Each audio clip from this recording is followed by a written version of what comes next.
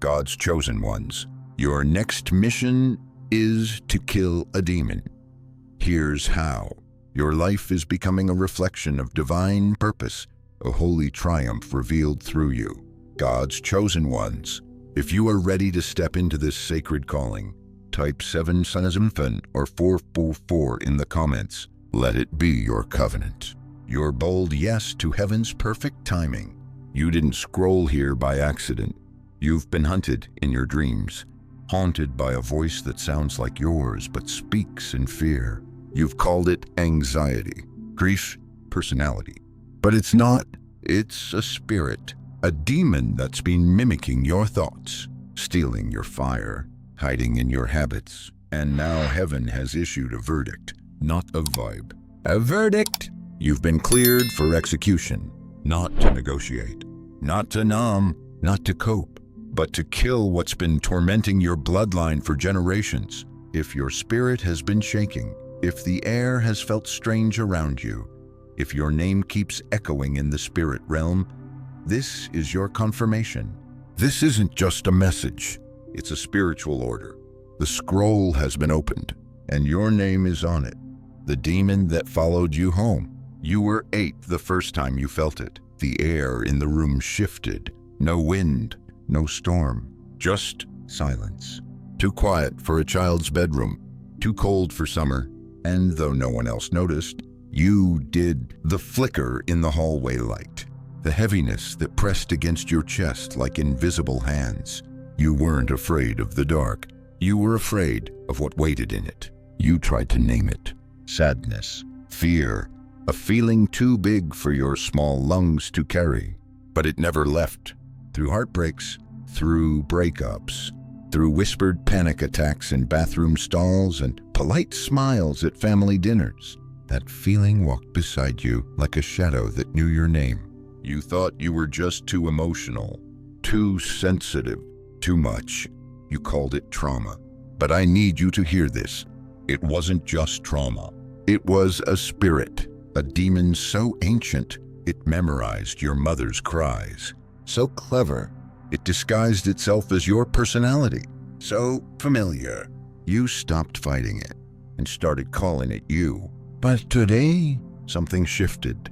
The dreams you've been having, the silence that now feels surgical, the way you keep waking up between 3:11 and 3:33 like clockwork. You're not losing your mind. You're being summoned because the same heaven that watched you survive hell in silence has now opened the scroll, and inside it, written in blood and fire, is your name. You weren't sent to escape this demon. You were born to execute it. You're not crazy. You're not cursed. You're called. This message didn't find you. Heaven did. And if you're still watching this, it's because your spirit knows. The war ends with you. Part 1. The demon knows your name, but not your obedience. There's a certain kind of tired that sleep can't fix, a weariness in your bones, like you've been fighting battles you don't remember choosing. You look around and nothing seems wrong, but something's always off. Relationships fall apart in the same way. Opportunities vanish before they bloom. You finally get to peace. Then out of nowhere, the storm returns, and you whisper to yourself, "Why does this always happen to me?" Let me tell you why. Because a demon has been calling you by name, not in nightmares, not with horns or sulfur, but through patterns, through people, through whispers that echo in your self-talk and wear your face when you cry. It's been stalking your bloodline since before you had language. When you were a baby crying for safety, it sat in the room and watched your guardians fail you. When you were a teenager feeling invisible, it sharpened its voice to sound like yours. You're too much. You're not enough. You're unlovable. When you started chasing love in places that didn't honor you, it smiled because it knew you were still making agreements in your pain. Here's what no one told you. The demon doesn't need your worship, just your agreement. Just say, "This is normal." Just say, "I deserve this." Just say, "Maybe this is just who I am." That's all it takes to let it live in the rooms of your life. But here's what the demon never expected. It never expected your obedience. It can memorize your patterns, but it can't predict your surrender. It knows your name, but it doesn't know your next move. Because something is shifting. You're not coping anymore, you're clearing house. And it's terrifying. You see, deliverance doesn't always look like fire and oil and screaming. Sometimes deliverance looks like blocking the number, canceling the trip, walking away without needing to explain. Sometimes deliverance looks like unfollowing the trauma you once called love. Breathe. Let the tears come if they need to. Because you've been blaming yourself for a war you were born into. But this isn't your fault. This is your assignment. There's a reason the same struggle keeps knocking.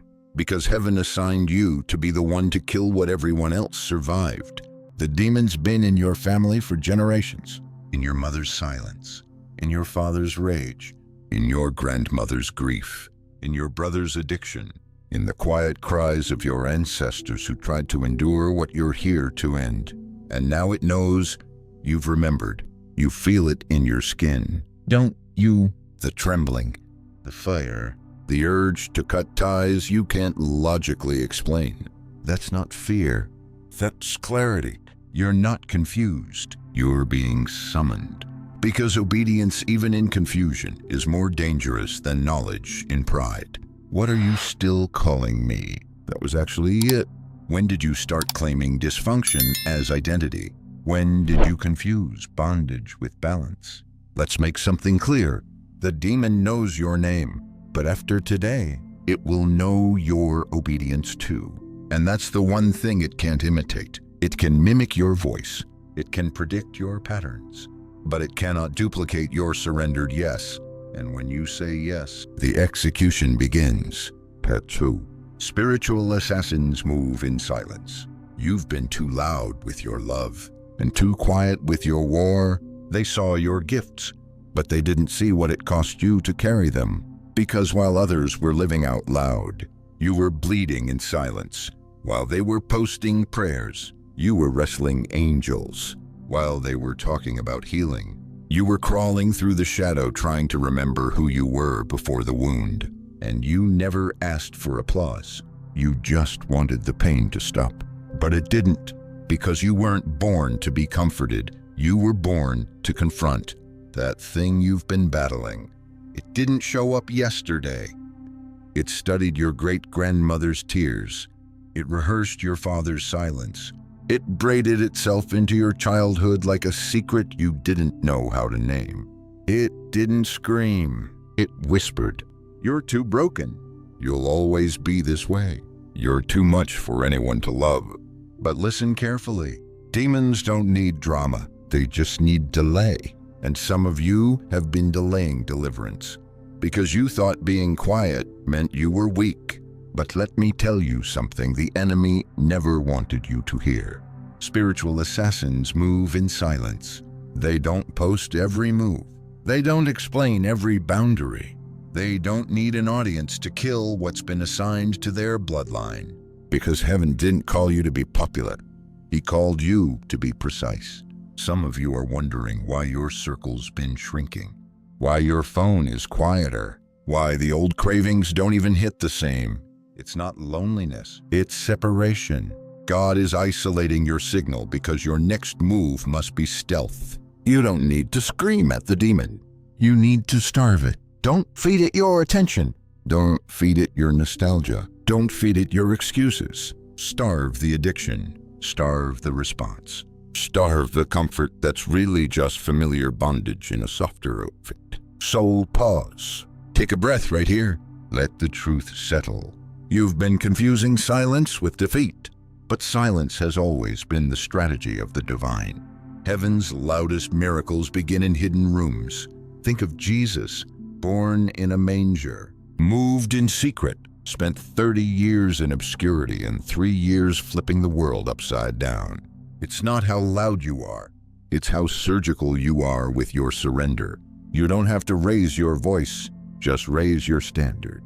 And the demon will suffocate. You've been asking why you're so tired. Let me tell you, It's because spiritual assassins train in darkness. You've been getting divine intel in your dreams, prophetic warnings through random urges, clarity through convictions you can't shake. That's not anxiety, that's strategy. What did you call random? That was actually revelation. How many gut feelings did you ignore that were actually scrolls being opened in the spirit? You don't need to know every detail. You just need to obey the next instruction. Because every time you move in obedience without needing confirmation, you confuse the demon that had your patterns memorized. This isn't about vibes. This is about assignment. You weren't sent to survive it. You were sent to end it. So keep moving quietly, fast without posting, block without explaining, weep in worship, not in public validation. Because when heaven sends a spiritual assassin, they don't come for attention. They come for execution. Part 3. This demon dressed as a lover, a leader, or a wound. It never walked in with red eyes or horns. It came in dressed like what you were craving. Not terror, comfort, not chaos, connection. Not evil, everything you ever wanted wrapped in charm. You thought it was a relationship, but it was a ritual, a ceremony of soul entanglement masked as romance. The smile felt familiar, the way they spoke to your wounds, like they'd known them for years. And that's because they did, not the person, the spirit behind the person. It studied you, knew what to say, knew how to soothe you just enough to keep you hooked, but never whole. Let me say something hard. That demon didn't just come as a storm. It came wearing skin, sometimes as a lover, sometimes as a leader, sometimes as your own inner critic, dressed up like self-awareness. But all of it was one thing, a familiar spirit sent to seduce you into staying small. It didn't want your destruction all at once. No, it wanted your delay. It wanted you stuck in, almost in cycles, in half-healed habits and nearly obedient prayers. It wanted you so tired from hoping you'd eventually give up trying. You know what's worse than a demonic attack? A demonic attachment.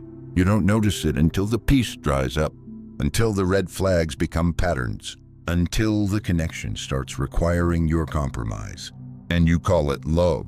But love shouldn't make you lose your voice. You call it leadership. But why do you feel smaller every time you walk away from their presence? You call it growth. But why does it cost you your boundaries and your discernment? Take a breath. Right here, right now. Who or what have you been defending that God already told you to disconnect from? This part hurts. Because when the demon wears a familiar face, cutting it off feels like betrayal. But it's not. It's obedience. And obedience in this season is your sword. You keep wondering why you can't concentrate, why the fog won't lift, why your dreams feel heavy again. It's because you've been trying to heal something God told you to sever. You can't counsel a curse. You can't medicate a soul tie. You can't pray for peace while cuddling with your bondage. It doesn't mean they were all evil. It means they were assigned, not by their intention, but by a spirit that knew your blueprint and tried to rewrite it with trauma. What are you still calling God sent? That was actually grief in disguise. Chosen one. This is your permission to walk away, to unfollow, to release what you've been romanticizing, to stop defending your delay. Because once you see the spirit behind the situation, you can no longer entertain it out of nostalgia. This wasn't about who they were. It was about what was inside of them and what it triggered in you. And when you finally call it by its name, you reclaim your authority, not to argue, not to apologize, but to evict. Because the demon might have worn a lover's face, but it never loved you. It loved your access. And that ends today. Part 4. Starve the demon. Feed the assignment. You've prayed. You've wept. You've begged heaven for peace. But peace doesn't come from pleading. Peace comes from protocol. And the protocol now is clear. Starve the demon. Feed the assignment. You've already exposed it. You've named it. You've seen it flinch under revelation. But now comes the part the enemy hoped you'd skip. The discipline. Because demons don't die with tears. They die with decisions. They die when you delete the playlist. They die when you block the number. They die when you throw away the object that holds memories of cycles God already closed. You thought the enemy was afraid of your praise. No, the enemy is afraid of your follow-through. Because a chosen one who cries is emotional, but a chosen one who obeys, that's a killer. Fasting, praying, consecrating. These aren't just spiritual suggestions. They're warfare blueprints. When you fast, you're not starving your body. You're starving the parasite. You're shutting down the demon's favorite hiding place, your unchecked appetite. When you pray without distraction, you rewire your atmosphere. When you cut off what once comforted your flesh, you're not just creating space, you're building an altar. Let this settle. Right now, what you feed, lives, what you starve. These, what have I been feeding that was sent to destroy me? Have I been feeding the addiction with just one more? Feeding the fear with overthinking? Feeding the delay with disobedience dressed up as indecision? This is where it shifts. This is where you become dangerous. Not because you're louder, not because you're stronger, but because you stopped feeding what was killing your purpose and started feeding what heaven wrote about you before you were born. The assignment can't grow in the same soil where rebellion is still watered. So every time you choose obedience over comfort, you choke the demon's influence. Every time you rise before the sun to pray instead of scroll, your name echoes in the spirit realm. Every time you turn down what your old self would have run toward, an angel marks it in heaven's record as a strike against darkness. Because this isn't about vibes. This is about government. The throne you're being prepared for has no room for compromise. And the assignment is waiting for a version of you who refuses to feed the familiar. What's still on your altar that belongs on your chopping block. This is the divine rhythm now. Starve, then build. Cut, then walk. Surrender, then soar. Because every demonic system has a supply chain. Cut the supply and the whole system collapses. And let me tell you this with holy clarity. The demon didn't fear your worship song. It feared you fasting and not telling anyone. It feared you saying no when you used to say just one more time. This is how you win. This is how you slaughter in silence. You don't need a microphone to kill a demon. You need a calendar that agrees with heaven. You need a schedule that doesn't bend to your mood, but submits to your mantle. So go ahead, chosen one. Let them call it doing too much. Let them say you're being dramatic. Let them mock the new boundaries. That's fine, because they didn't see the altar you bled on. They didn't hear the whispers at 3:00 a.m. They didn't feel the atmosphere shift when you finally shut the door. You're not crazy. You're clearing space. You're not strict. You're in spiritual sniper mode. You're not detached. You're in training for dominion. This isn't about being good. It's about being governed. And when you're governed by heaven, hell has to bow. Part 5. You weren't sent to survive. You were sent to end it. You thought this was about survival, getting through the trauma, getting over the heartbreak, getting by in spiritual warfare. But now you know better. You were never sent to survive it. You were sent to end it. The sleepless nights, the repeating dreams, the tension in rooms you didn't understand. They were never random. They were evidence that you were the one hell kept its eye on, the one the demon couldn't predict, the one your ancestors whispered about in their final prayers. You were the one marked to finish the fight that generations could only withstand. You've been walking with a sword you didn't know was drawn. You've been carrying rank that your wounds tried to bury. But now it's time to rule. The demon is dying. You can feel it, that thick fog lifting, that strange clarity rushing in, that breath in your chest that suddenly feels like freedom. That's not peace alone. That's promotion. The demon wasn't just stalking your soul. It was squatting in your seat. And now that it's gone, you don't return to who you were. You ascend to who you were always meant to be. Because every demon that dies creates a throne that needs a ruler. And that ruler is you. Not the people-pleasing you, not the insecure you, not the emotionally hijacked you, but the anointed, trained, surgical you. The version of you who prays without checking the time, who obeys without begging for confirmation, who walks in a room and shifts the air with silence. Let this settle deep into your bones. You're not returning to normal. You're stepping into kingdom rank. This is what the enemy was fighting. Not your peace, your position. It tried to wear you down before you remembered who you are. It tried to distract you so you'd forfeit the assignment. It tried to whisper shame just loud enough to delay your obedience. But you endured. You obeyed. You survived the retaliation. And now, heaven is watching. Because here's what they don't teach you in Sunday school. The demon flails before it dies. It sends retaliation right after you sever the tie.